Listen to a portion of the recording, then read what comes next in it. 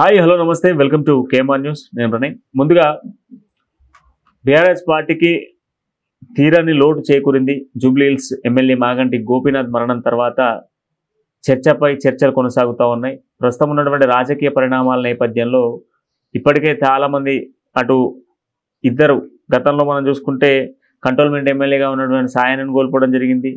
కొద్ది రోజులకే last year నందితను కోల్పోవడం జరిగింది. ఆ తర్వాత కంటోన్మెంట్ ఎలక్షన్కి సంబంధించిన దాంట్లో బీఆర్ఎస్ సీటు కూడా కోల్పోయిన సిచ్యువేషన్స్ ఉన్నాయి.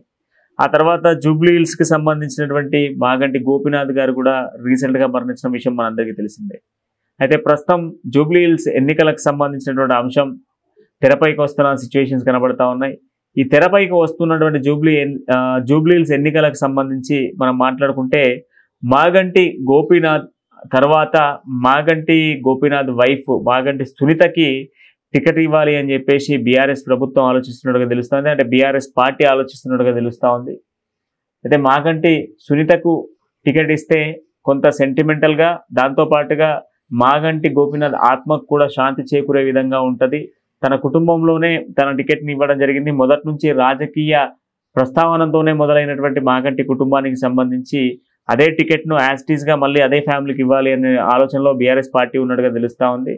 ఒకవేళ మాగంటి గోపీనాథ్కి సంబంధించినటువంటి ఫ్యామిలీ టికెట్ని యాక్సెప్ట్ చేయకపోతే, మాగంటి సునీత ఒకవేళ యాక్సెప్ట్ చేయకపోయినట్లయితే ఇద్దరు ముగ్గురు వ్యక్తులైతే మనకు కనబడతా ఉన్నారు.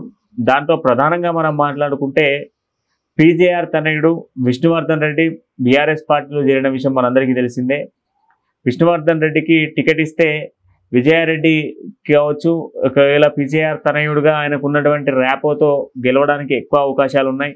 అండ్ దాంతోపాటుగా మరొక వ్యక్తి రావుల శ్రీధర్ రెడ్డి కూడా ప్రయత్నాలు కొనసాగిస్తూ ఉన్నాడు. ఎందుకంటే గతంలో కాంగ్రెస్ పార్టీ నుంచి బీఆర్ఎస్ పార్టీలో చేరిండు. ఆయన కూడా జూబ్లీహిల్స్ టికెట్ కోసం ఎదురు చూస్తున్న సిచ్యువేషన్స్ కనబడతా ఉన్నాయి. గంప గోవర్ధన్ రెడ్డి కూడా మరోవైపు టికెట్ కోసం ఆశావాహులలో ఎదురు చూస్తూ ఉన్నాడు. వీళ్ళు ఎవరికి కాదనుకుంటే కాంగ్రెస్ పార్టీ ఎంఐఎం సపోర్ట్ తీసుకొని ఎన్నికల్లో నిలబడుతుంది కనుక అంతే బలమైనటువంటి పోటీ ఇవ్వాలి. దాదాపు 30-40 వేల ఓట్ల గ్రాఫింగ్ జరగాలి అని అంటే ఖచ్చితంగా కూడా ఒక వ్యక్తికి టికెట్ ఇస్తే గెలుస్తారు. ఆ వ్యక్తే మనకు నవీన్ యాదవ్. ఎందుకంటే నవీన్ యాదవ్కి జూబ్లీహిల్స్ బంజారాహిల్స్లో మంచి పట్టున్నటువంటి నాయకుడు.